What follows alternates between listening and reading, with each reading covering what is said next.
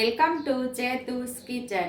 આજે આપણે બનાવીશું ટેસ્ટી એવો વેટ લોસ માટે મખાનાનો ચેવડો બનાવશું। તો એના માટે આપણે એક બાઉલ ભરીને મખાના લીધા છે, એક બાઉલ ભરીને મમરા લીધા છે, અડધી વાટકી જેટલા માંડવીના કાચા બી લીધેલા છે અને આપણે એના અડધા આપણે દાળિયા લીધા છે। અને અહીં આપણે રેગ્યુલર મસાલાની અંદરથી જે મસાલાની જરૂર પડશે એનો ઉપયોગ કરશું। એક આપણે મીઠા લીમડાની ડાળખી લીધી છે।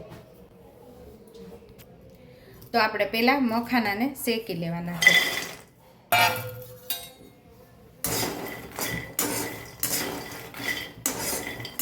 એ ક્રિસ્પી થાય ત્યાં સુધી આપણે મખાનાને શેકવાના છે।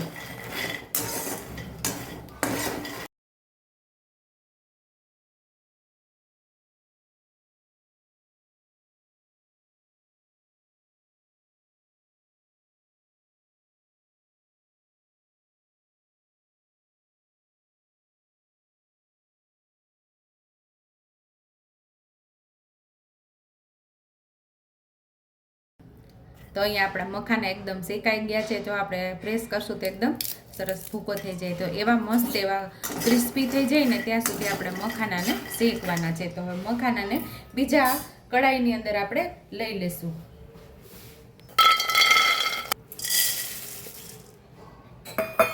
મમરા આપણા ક્રિસ્પી છે છતાં પણ આપણે શેકી લેશું।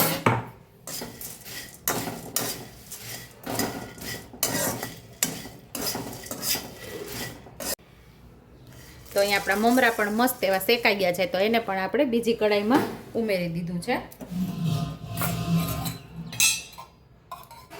તો અહીંયા આપણે 2 ચમચી ઘી ઉમેરશું। એમાં આપણે માંડવીના બીને શેકી લેવાના છે।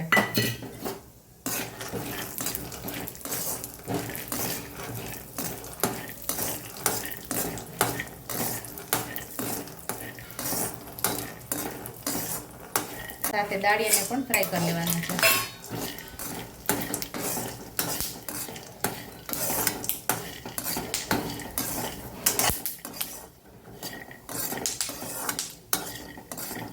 અહીં આપણે સ્વાદ મુજબ મીઠું ઉમેરી દેશું, 5 ચમચી જેટલી હળદર,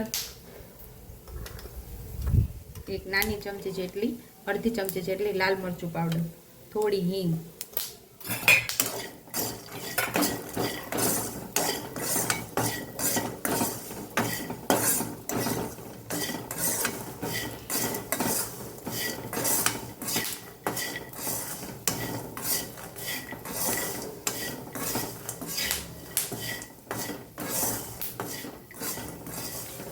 અહીં આપણા માંડવીના બી અને દાળિયા બંને શેકાઈ ગયા છે, સરસ ફ્રાય થઈ ગયા છે ઘીમાં। તો આને સાઈડ ઉપર લઈ લેશું આપણે। અહીંયા આપણે એક બીજી કઢાઈ રાખી દીધી છે અને પાછું આપણે 1 ચમચી જેટલું ઘી ઉમેરશું।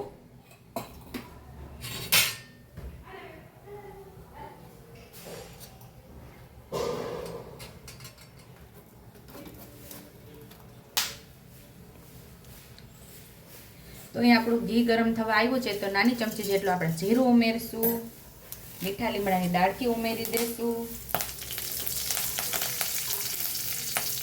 1 ચમચી જેટલું લાલ મરચું પાવડર ઉમેરશું, થોડી હળદર ઉમેરી દઈશું, થોડી હિંગ ઉમેરી દઈશું,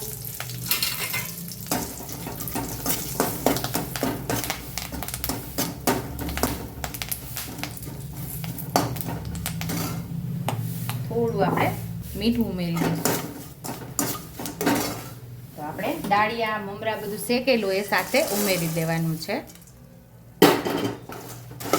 સરસ આપણે મિક્સ કરી લઈશું મસાલા સાથે।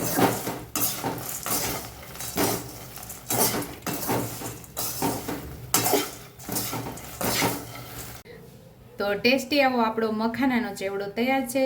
સર્વિંગ પ્લેટની અંદર હવે આપણે સર્વ કરી લઈશું।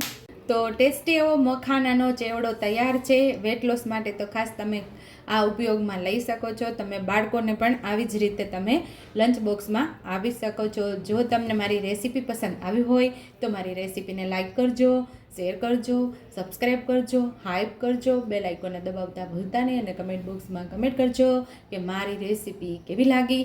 તો આવજો।